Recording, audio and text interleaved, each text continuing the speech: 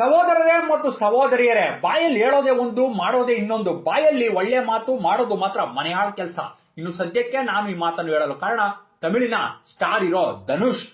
ಈ ಧನುಷ್ ಬಗ್ಗೆ ಪ್ರತ್ಯೇಕವಾಗಿ ಹೇಳುವ ಅವಶ್ಯಕತೆ ಇಲ್ಲ. ಕಳೆದ 10 ವರ್ಷಗಳಲ್ಲಿ ಧನುಷ್ ಸಿನಿಮಾಗಳಲ್ಲಿ ನಟಿಸಿ ಸುದ್ದಿ ಮಾಡುವುದಕ್ಕಿಂತ ಅತಿ ಹೆಚ್ಚಾಗಿ ಸುದ್ದಿ ಮಾಡಿದ್ದು ಕಂಡ ಹೀರೋಯಿನ್ಗಳ ಜೊತೆ ಸಂಬಂಧ ಇಟ್ಕೊಂಡೆ. ಇನ್ನು ಕೆಲವು ದಿನಗಳ ಹಿಂದಷ್ಟೇ ಇವನ ಈ ಆಟಗಳನ್ನ ನೋಡಲಾಗದೆ ರಜನಿಕಾಂತ್ ದೊಡ್ಡ ಮಗಳು ಐಶ್ವರ್ಯ ಇವನಿಗೆ ಡೈವರ್ಸ್ ಕೊಟ್ಟು ಇವನಿಂದ ದೂರ ಆದ್ಲು. ಇದರಿಂದ ಈಗ ಧನುಷ್ 2ನೇ ಮದುವೆ ಆಗಲು ರೆಡಿಯಾಗಿರುವುದರ ಬಗ್ಗೆ ಮಾಹಿತಿಗಳು ಸಿಗ್ತಾ ಇದೆ. ಅದು ಬೇರೆ ಯಾರನ್ನೂ ಅಲ್ಲ, ಸೀತಾರಾಮ ಸಿನಿಮಾ ಖ್ಯಾತಿಯ ಮೃಣಾಲ್ ಠಾಕೂರ್ನ. ಇವಳು ಮೊದಲೇ ಸುರಸುಂದರಿ. ಈಕೆ ಆರಂಭದಲ್ಲಿ ಕೆಲವು ಹಿಂದಿ ಸಿನಿಮಾಗಳಲ್ಲಿ ನಟಿಸಿ ಅವು ಸೂಪರ್ ಹಿಟ್ ಆದ್ರೂ ಕೂಡ ಅಲ್ಲಿ ಬರೀ ಸ್ಟಾರ್ ಹೀರೋಗಳ ಮಕ್ಕಳಿಗೆ ಮಾತ್ರ ಆ ಹಿಂದಿ ಚಿತ್ರರಂಗದವರು ಹೆಚ್ಚು ಅವಕಾಶ ಕೊಡ್ತಾ ಇದ್ದಿದ್ರಿಂದ ಇವಳಿಗೆ ಅಷ್ಟಾಗಿ ಅವಕಾಶನೇ ಸಿಗದೆ ಜೀವನ ನಡೆಸಲು ತೆಲುಗು ತಮಿಳು ಸಿನಿಮಾಗಳಲ್ಲಿ ನಟಿಸಲು ಆರಂಭಿಸಿದ್ಲು. ಇದರಿಂದ ಸೀತಾರಾಮ ಸಿನಿಮಾದಲ್ಲಿ ಹೀರೋಯಿನ್ ಆಗಿ ನಟಿಸುವ ಮೂಲಕ ತೆಲುಗು ಚಿತ್ರರಂಗಕ್ಕೆ ಮೊದಲು ಎಂಟ್ರಿ ಕೊಟ್ಟು ನಂತರ ಒಂದರಿಂದ ಒಂದರಂತೆ ಸಿನಿಮಾಗಳಲ್ಲಿ ನಟಿಸಲು ಆರಂಭಿಸಿದ್ಲು. ಇಂತಹ ಮೃಣಾಲ್ಗೆ ಈ ಧನುಷ್ ಜೊತೆ ಪ್ರೀತಿಯಾಗಿ ಇವನ ಎಲ್ಲಾ ನವರಂಗಿ ಆಟಗಳು ಗೊತ್ತಿದ್ರು ಸಹ ಇವನ್ನೇ ಮದುವೆ ಆಗಲು ರೆಡಿಯಾಗಿ ನಿಂತಿದ್ದಾಳಂತೆ. ಸದ್ಯಕ್ಕೆ ಇಬ್ರು ಒಂದೇ ಫ್ಲಾಟ್ ನಲ್ಲಿ ಮುಂಬೈನಲ್ಲಿ ವಾಸ ಮಾಡ್ತಿದ್ದಾರೆ. ಹಾಗಾದ್ರೆ ಧನುಷ್ ಈ ಮೃಣಾಲ್ನ ಮದುವೆ ಆಗೋದು ಪಕ್ಕಾನ, ಇಲ್ಲ ಧನುಷ್ ಸಹವಾಸ ಮಾಡಿ ಜೀವನ ಹಾಳು ಮಾಡ್ಕೊಂಡ ಬೇರೆ ಹೀರೋಯಿನ್ಗಳ ರೀತಿನೇ ಇವಳು ಬದುಕು ಆಗುತ್ತಾ? ಇವತ್ತಿನ ವಿಡಿಯೋದಲ್ಲಿ ಧನುಷ್ ಆಸೆ ತೀರಿಸಲು ದಿನಕ್ಕೆ ಒಬ್ಳು ಹೀರೋಯಿನ್ ಬೇಕಾ? ಮದುವೆ ಆಗಿ ಗಂಡನ ಜೊತೆ ಸುಖವಾಗಿದ್ದ ಅಮಲಾ ಪೌಲ್ ಜೀವನವನ್ನ ಧನುಷ್ ಹಾಳು ಮಾಡಿದ್ದಾದ್ರೂ ಯಾಕೆ? ರಜನಿಕಾಂತ್ ಮಗಳು ಐಶ್ವರ್ಯ ಧನುಷ್ಗೆ ನಿನ್ನಂತಹ ಹೆಂಗಸರ ಚಟ ಇರೋನು ಇನ್ನೊಬ್ಬ ಇಲ್ಲ ಅಂತ ಅಂದಿದ್ದಾದ್ರೂ ಯಾಕೆ? ಧನುಷ್ನ ನಂಬಿ ಮನೆ ಒಳಗೆ ಬಿಟ್ಟುಕೊಂಡ ಮೀನಾ ಪರಿಸ್ಥಿತಿ ಕೊನೆಗೇನಾಯ್ತು? ಸೀತಾರಾಮ ಹೀರೋಯಿನ್ ಮೃಣಾಲ್ ಠಾಕೂರ್ ಮತ್ತು ಧನುಷ್ ನಡುವೆ ಆ ರಾತ್ರಿ ನಡೆಯಬಾರ್ದೆಲ್ಲ ನಡೆದೋಯ್ತಾ ಎಂಬ ಎಲ್ಲಾ ಆಸಕ್ತಿ ಭರಿತ ಕುತೂಹಲಕಾರಿ ರಹಸ್ಯದಾಯಕ ಮಾಹಿತಿಗಳನ್ನ ಇವತ್ತಿನ ವಿಡಿಯೋದಲ್ಲಿ ನೋಡೋಣ. ಇವತ್ತಿನ ವಿಡಿಯೋನ ಆರಂಭಿಸುವ ಮುಂಚೆ ದಯವಿಟ್ಟು ಚಾನಲ್ ನ ಸಬ್ಸ್ಕ್ರೈಬ್ ಮಾಡ್ಕೊಳ್ಳಿ ಮತ್ತು ಪಕ್ಕದಲ್ಲಿ ಕಾಣುವಂತಹ ಬೆಲ್ ಬಟನ್ ಅಂದ್ರೆ ಗಂಟೆ ಚಿಹ್ನೆಯನ್ನ ಒತ್ತಿ, ಆಗ ನಿಮಗೆ ಎಲ್ಲಾ ವಿಡಿಯೋಗಳು ಸಿಗುತ್ತವೆ. ವಿಡಿಯೋನ ಲೈಕ್ ಮಾಡಿ. ತಮಿಳಿನ ಫೇಮಸ್ ಡೈರೆಕ್ಟರ್ ಆದ ಕಸ್ತೂರಿ ರಾಜನ್ಗೆ 2 ಗಂಡು ಮಕ್ಕಳು ಮತ್ತು 2 ಹೆಣ್ಮಕ್ಳು ಹುಟ್ಟಿದ್ರೆ ಅದರಲ್ಲಿ 2ನೇ ಮಗನೇ ಈ ಧನುಷ್. ಇವನು ಚಿಕ್ಕ ವಯಸ್ಸಿನಿಂದ ಸಿನಿಮಾ ವಾತಾವರಣದಲ್ಲಿ ಬೆಳೆದಿದ್ದರಿಂದ ಇವನಿಗೆ ಆಕ್ಟರ್ ಆಗ್ಬೇಕು ಅಂತ ಇಂಟ್ರೆಸ್ಟ್ ಬಹಳನೇ ಇತ್ತು. ಆದ್ರೆ ಅವರ ಅಪ್ಪ ಇವನ ಐಟು ಮತ್ತು ಪರ್ಸನಾಲಿಟಿ, ಇವನ ಮುಖ ನೋಡಿ ಹೀರೋನು ಬೇಡ ಏನು ಬೇಡ, ನೀನು ನೋಡಲು ಚೆನ್ನಾಗಿಲ್ಲ, ನಿಮ್ಮ ಅಣ್ಣ ಸೆಲ್ವರಾಘವನ್ ತರಾನೇ ನೀನು ಡೈರೆಕ್ಟರ್ ಆಗಲು ಟ್ರೈ ಮಾಡು ಅಂದಾಗ ಈ ಧನುಷ್ ಅದಕ್ಕೆಲ್ಲ ತಲೆನೇ ಕೆಡಿಸಿಕೊಳ್ಳದೆ ಹೀರೋ ಆಗಲು ಬೇಕಾಗಿರುವ ಫೈಟು ಡ್ಯಾನ್ಸ್ ಕಲ್ತ್ಕೊಂಡ. ಇನ್ನು ಇದೇ ಸಂದರ್ಭದಲ್ಲಿ ಧನುಷ್ ತಂದೆ ಸೆಲ್ವರಾಘವನ್ ತೆಗೆದ ಸಿನಿಮಾಗಳು ಒಂದರಿಂದ ಒಂದರಂತೆ ರಿಲೀಸ್ ಆಗಿ ಫ್ಲಾಪ್ ಆಗಿದ್ದರಿಂದ ತಮಿಳಿನ ಬೇರೆ ಯಾವ ಪ್ರೊಡ್ಯೂಸರ್ಸ್ ಕೂಡ ಇವನ ಜೊತೆ ಸಿನಿಮಾ ಮಾಡಲು ಮುಂದೆ ಬರಲಿಲ್ಲ. ಇದರಿಂದ ತನ್ನ ಕೆರಿಯರ್ ಹಾಗೇ ಹೋಯ್ತು ಅಂತ ಕಸ್ತೂರಿ ರಾಜ ಅಂದುಕೊಳ್ಳುತ್ತಿದ್ದಾಗಲೇ ಟೀನೇಜ್ ಅಡಲ್ಟ್ ಲವ್ ಸ್ಟೋರಿ ಇರುವ ಒಂದು ಕಥೆ ಬರೆದುಕೊಂಡು ಅದನ್ನು ಸಿನಿಮಾ ಮಾಡಬೇಕು ಅಂತ ತುಂಬಾ ಜನ ಹೀರೋಗಳನ್ನ ಇವರು ಅಪ್ರೋಚ್ ಆದ್ರೂ ಕೂಡ ಯಾರಿಗೂ ಆ ಸ್ಟೋರಿ ಒಂದು ಚೂರು ಇಷ್ಟ ಆಗದೆ ಇದ್ದುದರಿಂದ ಯಾರು ಇವನ್ಗೆ ಡೇಟ್ಸ್ ಕೊಡ್ಲಿಲ್ಲ. ಇದರಿಂದ ಇನ್ನೊಂದ್ ಕಡೆ ಧನುಷ್ ಓದುವುದನ್ನ ಬಿಟ್ಟು ಆಕ್ಟಿಂಗ್ ಮಾಡ್ತೀನಿ ನಾನು, ವಿದ್ಯೆ ನನ್ನ ತಲೆಗತ್ತಲ್ಲ ಅಂತ ಗಲಾಟೆ ಮಾಡಿದ್ರಿಂದ ಅದೇನಾಗುತ್ತೋ ನೋಡೇ ಬಿಡೋಣ ಅಂತ ತನ್ನ ದೊಡ್ಡ ಮಗ ಸೆಲ್ವರಾಘವನ್ನ ಕೋ ಡೈರೆಕ್ಟರ್ ಆಗಿ ಮಾಡಿಕೊಂಡು ಕಸ್ತೂರಿ ರಾಜ ತಾನೇ ಪ್ರೊಡ್ಯೂಸರ್ ಮತ್ತು ಡೈರೆಕ್ಟರ್ ಆಗಿ ತುಳ್ಳಾವುದೋ ಇಳಮೈ ಎಂಬ ಸಿನಿಮಾನ ಬಹಳ ಕಡಿಮೆ ಬಜೆಟ್ ನಲ್ಲಿ ಮಾಡಿದಾಗ ಯಾವುದೇ ಎಕ್ಸ್ಪೆಕ್ಟೇಷನ್ ಇಲ್ಲದೆ ಈ ಸಿನಿಮಾ 2002ರಲ್ಲಿ ರಿಲೀಸ್ ಆಗಿ ತಮಿಳು ಯುವಕ ಮತ್ತು ಯುವತಿಯರಿಗೆ ಬಹಳ ಇಷ್ಟ ಆಗಿ ಬ್ಲಾಕ್ ಬಸ್ಟರ್ ಹಿಟ್ ಆಗಿದ್ರಿಂದ ಧನುಷ್ಗೆ ಅವಕಾಶಗಳು ಒಂದರಿಂದ ಒಂದರಂತೆ ಹುಡುಕಿಕೊಂಡು ಬಂದವು. ಈ ರೀತಿ ತನ್ನ 2ನೇ ಸಿನಿಮಾನೇ ತನ್ನ ಅಣ್ಣನ ಡೈರೆಕ್ಷನ್ ನಲ್ಲಿ ಕಾದಲ್ ಕೊಂಡೇನ್ ಅಂತ ಇವನು ಮಾಡಿದಾಗ ಆ ಸಿನಿಮಾದಲ್ಲಿ ಸೋನಿಯಾ ಅಗ್ರವಾಲ್ ಹೀರೋಯಿನ್ ಆಗಿ ಸೆಲೆಕ್ಟ್ ಆದ್ಲು. ಆದ್ರೆ ಈ ಸಿನಿಮಾ ಶೂಟಿಂಗ್ ಟೈಮ್ ಅಲ್ಲಿ ಮೊದಲೇ ಆ ಸೋನಿಯಾ ಅಗ್ರವಾಲ್ ಸುರಸುಂದರಿ ಆಗಿದ್ದರಿಂದ ಧನುಷ್ಗೆ ಅವಳು ಬಹಳನೇ ಇಷ್ಟ ಆಗಿ ನಂತರ ಅವಳ ಜೊತೆ ಇವನಿಗೆ ಸ್ನೇಹವಾಗಿ ಸಂಬಂಧವಾಗಿ ಇವರಿಬ್ಬರು ಪ್ರೀತಿಯಲ್ಲಿ ತೇಲಲು ಆರಂಭಿಸಿದ್ರು.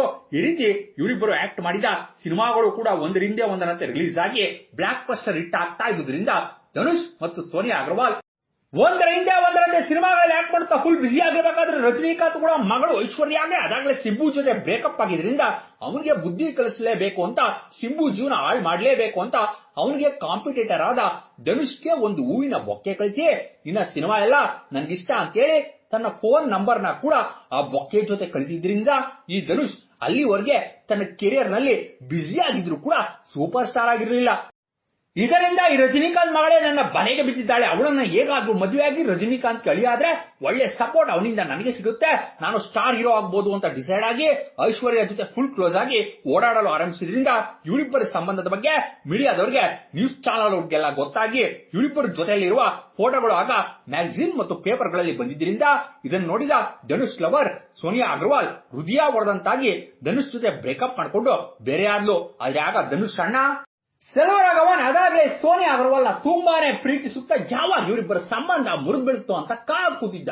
ಇದರಿಂದ ಇದೇ ಸರಿಯಾದ ಸಮಯ ಅಂತ ಅವಳಿಗೆ ನಾನು ನಿನ್ನ ತುಂಬಾನೇ ಪ್ರೀತಿ ಮಾಡ್ತಿದ್ದೀನಿ, ನಿನಗೋಸ್ಕರ ಏನ್ ಬೇಕಾದ್ರೂ ಮಾಡ್ತೀನಿ ಅಂತೇಳಿ 7G ಬೃಂದಾವನ ಕಾಲೋನಿ ಸಿನಿಮಾಗೆ ಇವಳನ್ನೇ ಹೀರೋಯಿನ್ ಮಾಡ್ಕೊಂಡು ಆ ಸಿನಿಮಾ ಸಮಯದಲ್ಲಿ ತನ್ನ ಪ್ರೀತಿಯನ್ನ ಅವಳಿಗೆ ಹೇಳಿದ್ದರಿಂದ ಸೋನಿಯಾಗೆ ಧನುಷ್ ಮೇಲೆ ಇದ್ದ ಕೋಪದಿಂದ ತಮ್ಮ ಹೋದ್ರೇನು ಅಣ್ಣ ನನ್ನ ಹಿಂದೆ ಬಿದ್ದಿದ್ದಾನಲ್ಲ ಅಂತ ಹೇಳಿ ಈ ಸೆಲ್ವಾರ್ ರಾಘವನ್ ಪ್ರಪೋಸಲ್ ನ ಅಕ್ಸೆಪ್ಟ್ ಮಾಡಿ ಅವನನ್ನ ಮದುವೆ ಆದ್ಲು. ಆದ್ರೆ ನಂತರ ತುಂಬಾ ದಿನ ಇವರ ಸಂಬಂಧ ಮುಂದುವರಿಲಿಲ್ಲ. ಇನ್ನು ಈ ಕಡೆ ಧನುಷ್ ಸಕ್ಸಸ್ ನೋಡಿ ರಜನಿಕಾಂತ್ ಕೂಡ ತನ್ನ ಮಗಳನ್ನ ಕೊಟ್ಟು ಇವನಿಗೆ ಮದುವೆ ಮಾಡಲು ಒಪ್ಕೊಂಡು 2004ರಲ್ಲಿ ಇವರಿಬ್ರಿಗೂ ಗ್ರ್ಯಾಂಡ್ ಆಗಿ ಮದುವೆ ಮಾಡಿದ್ರಿಂದ ಇವನ ಸಿನಿಮಾಗ್ರಾಫ್ ತುಂಬಾನೇ ಬೆಳೆದು ಅಲ್ಲಿವರೆಗೆ ಸಣ್ಣ ಪುಟ್ಟ ಡೈರೆಕ್ಟರ್ ಜೊತೆ ಕೆಲಸ ಮಾಡುತ್ತಿದ್ದ ಧನುಷ್ ಫುಲ್ ಫೇಮಸ್ ಆಗಿ ರಜನಿಕಾಂತ್ ಅಳಿಯ ಅಂತ ಇದ್ದಕ್ಕಿದ್ದ ಹಾಗೆ ಸ್ಟಾರ್ ಪ್ರೊಡ್ಯೂಸರ್ಸ್ ಡೈರೆಕ್ಟರ್ ಜೊತೆ ಇವನು ಕೆಲಸ ಮಾಡುತ್ತಾ ಸ್ಟಾರ್ ಇರೋದ ಆ ರೀತಿ ಧನುಷ್ ಐಶ್ವರ್ಯ ಸಂಸಾರಕ್ಕೆ ಸಾಕ್ಷಿಯಾಗುವಂತೆ ಇಬ್ರು ಗಂಡು ಮಕ್ಕಳು ಒಂದರಿಂದ ಒಂದರಂತೆ ಹುಟ್ಟಿದ್ರಿಂದ ರಜನಿಕಾಂತ್ ತನ್ನ ಆಸ್ತಿಯಲ್ಲಿ ಒಂದಿಷ್ಟನ್ನ ತನ್ನ ದೊಡ್ಡ ಮಗಳಿಗೆ ಕೊಟ್ಟಿದ್ರಿಂದ ಇವರಿಬ್ಬರು ಒಳ್ಳೆ ಶ್ರೀಮಂತರಾಗಿ ಆಗ್ನಿಂದ ಸಿನಿಮಾಗಳನ್ನು ಕೂಡ ಪ್ರೊಡ್ಯೂಸ್ ಮಾಡಲು ಆರಂಭಿಸಿದ್ರು. ಈ ರೀತಿಯಲ್ಲಿ ಯಾವಾಗ 3 ಸಿನಿಮಾದಲ್ಲಿ ಧನುಷ್ ಮತ್ತು ಐಶ್ವರ್ಯ ಡೈರೆಕ್ಟರ್ ಆಗಿ ಧನುಷ್ ಹೀರೋ ಆಗಿ ಆ ಸಿನಿಮಾನ ಶುರು ಮಾಡಿದ್ರು, ಆಗ ಐಶ್ವರ್ಯ ಆ ಸಿನಿಮಾಗೆ ತನ್ನ ಕ್ಲೋಸ್ ಫ್ರೆಂಡ್ ಆದ ಕಮಲ್ ಹಾಸನ್ ದೊಡ್ಡ ಮಗಳು ಶ್ರುತಿ ಹಾಸನ್ನ ಹೀರೋಯಿನ್ ಆಗಿ ಫಿಕ್ಸ್ ಮಾಡಿದಾಗ ಆ ಸಿನಿಮಾದ ಶೂಟಿಂಗ್ ಸಮಯದಲ್ಲಿ ಧನುಷ್ಗೆ ಶ್ರುತಿ ಹಾಸನ್ ಜೊತೆ ಪರಿಚಯ ಆಗಿ ನಂತರ ಅದು ಪ್ರೀತಿ ಸಂಬಂಧವಾಗಿ ಅದಾಗ್ಲೇ ಧನುಷ್ಗೆ ಮದುವೆ ಆಗಿದ್ರು. ಅದಕ್ಕೆಲ್ಲ ತಲೆಯನ್ನೇ ಕೆಡಿಸ್ಕೊಳ್ಳದೆ ಇವರಿಬ್ರು ರಹಸ್ಯವಾಗಿ ಕದ್ದು ಮುಚ್ಚಿ ಮಾಡಬಾರದನ್ನೆಲ್ಲ ಮಾಡಲು ಆರಂಭಿಸಿದ್ರು. ಈ ರೀತಿ 3 ಸಿನಿಮಾ ಪೋಸ್ಟ್ ಪ್ರೊಡಕ್ಷನ್ ಕೆಲಸದಲ್ಲಿ ಆ ಸಿನಿಮಾ ಡೈರೆಕ್ಟರ್ ಮತ್ತು ಪ್ರೊಡ್ಯೂಸರ್ ಆಗಿದ್ದ ಐಶ್ವರ್ಯ ಬ್ಯುಸಿ ಆಗಿದ್ರೆ ಇವರಿಬ್ರು ಪಬ್ಬು ಪಾರ್ಟಿ ಅಂತ ಮಜಾ ಮಾಡುತ್ತಾ ಸುಖ ಪಡ್ತಾ ಇದ್ರಿಂದ ಇವರಿಬ್ಬರ ಫೋಟೋಗಳು ಇಂಟರ್ನೆಟ್ ಗಳಲ್ಲಿ ಮೀಡಿಯಾಗಳಲ್ಲೆಲ್ಲ ಬಂದು ಆ ವಿಷಯ ಐಶ್ವರ್ಯ ಹಾಗೂ ತಿಳಿದು ಅವಳ ಮನಸ್ಸಿಗೆ ಬೇಜಾರಾಗಿ ಧನುಷ್ ಸವಾಸನೆ ಬೇಡ ಅಂತ ತನ್ನ ತಂದೆ ಮನೆಗೆ ಹೊರಟೋದ್ಲು. ಇನ್ನು ಧನುಷ್ ದುರಾದೃಷ್ಟಕ್ಕೆ ಅದೇ ಸಮಯದಲ್ಲಿ ಸುಚಿ ಲೀಕ್ಸ್ ಕೂಡ ಆಚೆ ಬಂದಿದ್ದರಿಂದ ಇನ್ನು ಸುಚಿ ಲೀಕ್ಸ್ ಅಂದ್ರೆ ಸಿಂಗರ್ ಸುಚಿತ್ರಾ ಗಂಡ ಕಾರ್ತಿಕ್ ಮತ್ತು ಧನುಷ್ ಬಹಳ ಒಳ್ಳೆ ಸ್ನೇಹಿತರು. ಇದರಿಂದ ಧನುಷ್ ಜೊತೆ ಈ ಕಾರ್ತಿಕ್ ಸೇರಿ ಸಿಕ್ಕಿದ ಹೆಣ್ಣು ಮಕ್ಕಳನ್ನ ಮನೆಗೆ ಕರೆದುಕೊಂಡು ಬಂದು ಸುಖ ಪಡ್ತಿದ್ದ. ಆಗ ಇವರಿಬ್ಬರು ಸೇರಿ ಹೀರೋಯಿನ್ಗಳ ಜೊತೆ ತೆಗೆಸಿಕೊಂಡಿದ್ದ ಆ ಸಿಬಿಸಿ ಫೋಟೋಗಳನ್ನ ಈ ಸುಚಿತ್ರಾ ಗಂಡನ ಜೊತೆ ತೋರಿಸಿ ಜಗಳ ಮಾಡಿಕೊಂಡು ತನ್ನ ಟ್ವಿಟ್ಟರ್ ಅಕೌಂಟ್ ನಲ್ಲಿ ಪೋಸ್ಟ್ ಮಾಡಿದಾಗ ಅದರಲ್ಲಿ ಧನುಷ್ ತ್ರಿಷಾ, ಹನ್ಸಿಕಾ, ಸಂಚಿತಾ ಶೆಟ್ಟಿ ಜೊತೆ ತೆಗೆಸಿಕೊಂಡಿದ್ದಂತ ಹಸಿಬಿಸಿ ಫೋಟೋಗಳು ಆಚೆ ಬಂದು ಅದು ಬಹಳನೇ ದೊಡ್ಡ ಸುದ್ದಿಯಾಗಿ ಅದರಲ್ಲೂ ಈ ಸಂಚಿತಾ ಶೆಟ್ಟಿಯ ಯಾರು ನೋಡಲಾಗದ ಅಸಹ್ಯದ ಫೋಟೋಗಳು ಕೂಡ ಆ ಫೋಟೋಗಳಲ್ಲಿ ಇದ್ದುದರಿಂದ ಧನುಷ್ ಮತ್ತು ಐಶ್ವರ್ಯ ಮಧ್ಯ ಇದ್ದ ಜಗಳ ಬಹಳನೇ ಜಾಸ್ತಿಯಾಗಿ ಡೈವೋರ್ಸ್ ತೆಗೆದುಕೊಳ್ಳಬೇಕು ಅಂತ ಅಂದ್ಕೊಂಡ್ರು. ಆದ್ರೆ ಅದೇ ಸಮಯದಲ್ಲಿ ಧನುಷ್ ಮತ್ತು ರಜನಿಕಾಂತ್ ಕುಟುಂಬದವರೆಲ್ಲ ಸೇರಿ ಮಕ್ಕಳ ಭವಿಷ್ಯಕ್ಕೋಸ್ಕರವಾಗಿ ಇವರಿಬ್ಬರನ್ನ ಒಂದು ಮಾಡಿದ್ರು. ಆದ್ರೆ ಇವರಿಬ್ಬರು ಬಹಳ ದಿನ ಏನು ಜೊತೆಯಲ್ಲಿರಲಿಲ್ಲ. ಕಾರಣ ಈ ಧನುಷ್ ಮತ್ತೆ ತನ್ನ ಹಳೆಯ ಬುದ್ಧಿಯನ್ನ ತೋರಿಸಿದ್ದ. ಆಗ director L ವಿಜಯ್ನ heroine Amala Paul ಮದುವೆ ಆಗಿ ತಾನಾಯ್ತು ತನ್ನ ಸಂಸಾರ ಆಯ್ತು ಅಂತ ಇದ್ರೆ ಧನುಷ್ VIP ಅಂತ ಒಂದು ಸಿನಿಮಾನ ತೆಗಿತಿದ್ದೀನಿ, ಆ ಸಿನಿಮಾ ಕತೆ ಬಹಳನೇ ಚೆನ್ನಾಗಿದೆ, ನೀನು ಹೀರೋಯಿನ್ ಆದ್ರೆ ಆ ಸಿನಿಮಾಗೆ ನೀನು ಎಲ್ಲೋ ಹೊರಟೋಗ್ತೀಯ ಅಂತ ಅವಳಿಗೆ ಆಸೆ ಹುಟ್ಟಿಸಿ ಅವಳು ಅವಳ ಗಂಡನಿಗೆ ಇಷ್ಟ ಇಲ್ಲ ಅಂದ್ರು ಅವಳು ಇವನ ಜೊತೆ VIP ಸಿನಿಮಾದಲ್ಲಿ ಆಕ್ಟ್ ಮಾಡಲು ಒಪ್ಕೊಂಡ್ಲು. ಇನ್ನು ಈ ಸಿನಿಮಾ ಶೂಟಿಂಗ್ ಟೈಮಲ್ಲಿ ಧನುಷ್ ಅವಳ ಜೊತೆ ಎಲ್ಲವನ್ನೂ ಮುಗಿಸಿ ಅವಳಿಗೆ ಮಾಡಬಾರದನ್ನೆಲ್ಲ ಮಾಡಿ ಇದಕ್ಕೆ ಅಮಲಾ ಪೌಲ್ ಕೂಡ ಫುಲ್ ಸಪೋರ್ಟ್ ಮಾಡುತ್ತಾ ಖುಷಿ ಪಟ್ಟಿದ್ರಿಂದ ನಂತರ ಈ ವಿಷಯ ಅಮಲಾ ಪೌಲ್ ಗಂಡನಿಗೆ ಗೊತ್ತಾಗಿ ಅವನು ಇವಳಿಗೆ ಡೈವರ್ಸ್ ಕೊಟ್ಟು ಇವಳಿಂದ ದೂರ ಆದ. ಇದರಿಂದ ಐಶ್ವರ್ಯಾಗೆ ತನ್ನ ಗಂಡನಿಗೆ ಇನ್ನು ಬುದ್ಧಿ ಬರಲ್ಲ, ಅವನ ಮನೆಯ ಆಟಗಳು ಬಿಡಲ್ಲ, ಅವನಿಗೆ ದಿನಕ್ಕೊಂದು ಹುಡುಗಿರ್ಬೇಕು ಅಂತ ಡಿಸೈಡ್ ಆಗಿ ಧನುಷ್ಗೆ ಡೈವರ್ಸ್ ಕೊಡಲು ನಿರ್ಧಾರ ಮಾಡಿ ಡೈವರ್ಸ್ ನೋಟಿಸ್ ಕಳಿಸಿದ್ಲು. ಆದ್ರೆ ಇದರ ಬಗ್ಗೆ ಎಲ್ಲ ತಲೆಯನ್ನೇ ಕೆಡಿಸಿಕೊಳ್ಳದ ಧನುಷ್ ಅದಾಗಲೇ ಕೋಟ್ಯಾಂತರ ರೂಪಾಯಿ ಹಣ ಸಂಪಾದನೆ ಮಾಡಿ ಸ್ಟಾರ್ ಹೀರೋ ಆಗಿದ್ರಿಂದ ಜೀವನ ಸಿಕ್ಕ ಹೀರೋಯಿನ್ಗಳನ್ನ ಅನುಭವಿಸುತ್ತಾ ಎಂಜಾಯ್ ಮಾಡ್ತಿದ್ದ. ಇದರಿಂದ ಅದಾಗ್ಲೇ ಗಂಡ ಸತ್ತು ವಿಧವೆ ಆಗಿದ್ದ ಮೀನಾ ಮನೆ ಪಕ್ಕನೆ ಈ ಧನುಷ್ 70 ಕೋಟಿ ರೂಪಾಯಿ ಖರ್ಚು ಮಾಡಿ ಒಂದು ಮನೆಯನ್ನು ಕಟ್ಟಿಸಿದ್ದ. ಈ ಸಮಯದಲ್ಲಿ ಇವರಿಬ್ಬರು ಒಬ್ರಿಗೊಬ್ರು ಹತ್ರ ಆಗಿ ಒಂಟಿಯಾಗಿದ್ದ ಮೀನಾಗೆ ಧನುಷ್ ಫುಲ್ ಸುಖ ಕೊಟ್ಟು ಎಲ್ಲಾ ರೀತಿಯಲ್ಲೂ ಕ್ಲೋಸ್ ಆಗಿ ಎಲ್ಲವನ್ನೂ ಮಾಡಿ ಮುಗಿಸಿದ್ದ. ಇನ್ನು ಈ ವಿಷಯ ಇದರಿಂದ ಫುಲ್ ಪಬ್ಲಿಕ್ ಆಗಿ ಇವರಿಬ್ಬರು ಮದುವೆ ಆಗ್ತಾ ಇದ್ದಾರೆ. ಧನುಷ್ ಕೊನೆಗೆ ವಯಸ್ಸಾದ ಮೀನಾನೂ ಬಿಡ್ಲಿಲ್ಲ ಅಂತ ಜನ ಎಲ್ಲ ಮಾತನಾಡಿಕೊಳ್ಳಲು ಆರಂಭಿಸಿದ್ರು. ಆದ್ರೆ ಯಾವಾಗ ಧನುಷ್ ತನ್ನ ಹೆಂಡತಿಗೆ ಅಫಿಷಿಯಲ್ ಆಗಿ ಡೈವರ್ಸ್ ಕೊಟ್ಟು ಬೇರೆ ಆದ್ನೋ ಆಗ ನನ್ನ ಮತ್ತು ಮೀನಾ ನಡುವೆ ಯಾವುದೇ ಸಂಬಂಧ ಇಲ್ಲ, ನಾವಿಬ್ರು ಫ್ರೆಂಡ್ಸ್ ಅಷ್ಟೇ ಅಂತ ಹೇಳಿ ಹೇಳಿಕೆ ಕೊಟ್ಟಿದ್ದ. ಇನ್ನು ಮೀನಾ ಕೂಡ ಹೌದು ಧನುಷ್ ಮತ್ತು ನಾನು ಒಳ್ಳೆ ಫ್ರೆಂಡ್ಸ್ ಅಷ್ಟೇ ಅಂತ ಹೇಳಿದ್ಲು. ಇವರಿಬ್ಬರು ಈ ರೀತಿ ಹೇಳಲು ಕಾರಣ ರಜನಿಕಾಂತ್ ಇನ್ನೆಲ್ಲಿ ಧನುಷ್ ಮೀನಾ ಜೊತೆ ಸಂಬಂಧ ಮುಂದುವರಿಸಿದ್ರೆ ನನ್ನ ಮರ್ಯಾದೆ ಹೋಗುತ್ತೋ ಅಂತ ಎದುರ್ಕೊಂಡು ಮೀನಾಗೆ ಬುದ್ಧಿ ಹೇಳಿ ಧನುಷ್ಗೆ ತಲೆ ಮೇಲೆ ಒಂದು ಹೊಡೆದಿದ್ದರಿಂದ ಇಬ್ರು ಬೇರೆ ಬೇರೆ ಆದ್ರು. ಇಲ್ಲಿಂದ ಆಚೆಗೆ ಸಿನಿಮಾದಲ್ಲಿ ಬ್ಯುಸಿ ಆಗಿದ್ದ ಧನುಷ್ ಹೊಸ ಹೀರೋಯಿನ್ಗೋಸ್ಕರ ಕಾದ್ ಕೂತಿದ್ದ. ಆಗ ಸಿಕ್ಕವಳೆ ಮೃಣಾಲ್ ಠಾಕೂರ್. ಅದು ಸನ್ ಆಫ್ ಸರ್ದಾರ್ 2 ಹಿಂದಿ ಸಿನಿಮಾದ ಪ್ರೀಮಿಯರ್ ಶೋ. ಈ ಸಿನಿಮಾದಲ್ಲಿ ಮೃಣಾಲ್ ಠಾಕೂರ್ ಹೀರೋಯಿನ್. ಇವರಿಬ್ಬರು ಆ ಸಿನಿಮಾದ ಶೋಗೆ ಒಟ್ಟಿಗೆ ಒಂದೇ ಕಾರ್ನಲ್ಲಿ ಬಂದಿದ್ದರಿಂದ ಬಾಲಿವುಡ್ ನವರೆಲ್ಲರ ಕಣ್ಣು ಇವ್ರ ಮೇಲೆ ಬಿದ್ದು ಇವರಿಬ್ಬರ ಸಂಬಂಧದ ಬಗ್ಗೆ ಚರ್ಚೆಗಳು ಆರಂಭವಾಗಿತ್ತು. ಇದಾದ ನಂತರ ಧನುಷ್ ಹಿಂದಿಯಲ್ಲಿ ನಡೆಸಿದ್ದ ತೇರೆ ಇಶ್ಕ್ ಮೇ ಸಿನಿಮಾದ ಸಕ್ಸಸ್ ಪಾರ್ಟಿಯಲ್ಲಿ ಧನುಷ್ ಮತ್ತು ಮೃಣಾಲ್ ಕ್ಲೋಸ್ ಆಗಿ ಕೈ ಹಿಡಿದುಕೊಂಡು ಡ್ಯಾನ್ಸ್ ಕೂಡ ಮಾಡಿದ್ದರಿಂದ ಈ ಸುದ್ದಿ ಇನ್ನೂ ದೊಡ್ಡದಾಗಿ ಈ ಧನುಷ್ ಮತ್ತೆ ಹೊಸ ಹುಡುಗಿಯನ್ನ ಬಲೆಗೆ ಬಿಡಿಸಿಕೊಂಡ ಅಂತ ಮಾತನಾಡಲು ಜನ ಶುರು ಮಾಡಿದ್ರು.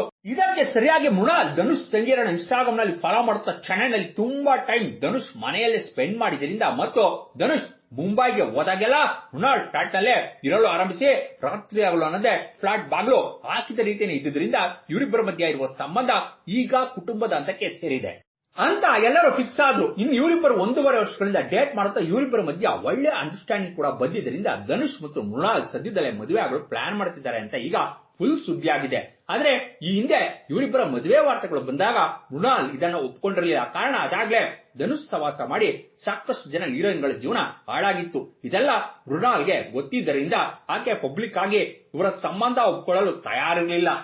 ಆದ್ರೆ ಅದನ್ನ ಆಸ್ತಿ ದುಡ್ಡು ಮತ್ತು ಧನುಷ್ನ ಮದುವೆ ಆದ್ರೆ ಸೌತ್ ಇಂಡಿಯಾದಲ್ಲಿ ಒಳ್ಳೆ ಸ್ಟೇಟಸ್ ಸಿಗುತ್ತೆ, ಎಲ್ಲರೂ ಮರ್ಯಾದೆ ಕೊಡ್ತಾರೆ ಅಂತ ನಂತರ ಡಿಸೈಡ್ ಆಗಿ ನಮ್ಮಿಬ್ಬರ ಆಲೋಚನೆಗಳು ಒಂದೇ ರೀತಿ ಇದೆ, ನಮ್ಮಿಬ್ಬರ ಸಂಬಂಧ ಬಹಳ ಗಟ್ಟಿಯಾಗಿದೆ. ಆದ್ರೆ ಮದುವೆ ಮಾತ್ರ ಕಾದ್ ನೋಡಿ ಅಂತ ಮೃಣಾಲ್ ಹೇಳಿದ ಕಾರಣ ತಮಿಳು ಇಂಡಸ್ಟ್ರಿ ಫುಲ್ ಇದು ನ್ಯೂಸ್ ಆಗಿತ್ತು. ಆಗ ಧನುಷ್ ಮ್ಯಾನೇಜರ್ ನಂತರ ಇದಕ್ಕೆ ಸ್ಪಂದಿಸುತ್ತಾ ಅವರಿಬ್ಬರು ಅವರವರ ಸಿನಿಮಾಗಳಲ್ಲಿ ಬ್ಯುಸಿ ಆಗಿದ್ದಾರೆ, ಕೇವಲ ಅವರ ಸ್ನೇಹನ ನೀವು ಮದುವೆ ಆಗ್ತಾರೆ, ಅವರಿಬ್ರು ಲವರ್ಸ್ ಅಂತ ಕರೆಯೋದು ಸರಿ ಇಲ್ಲ ಅಂತ ಹೇಳಿದ್ದ.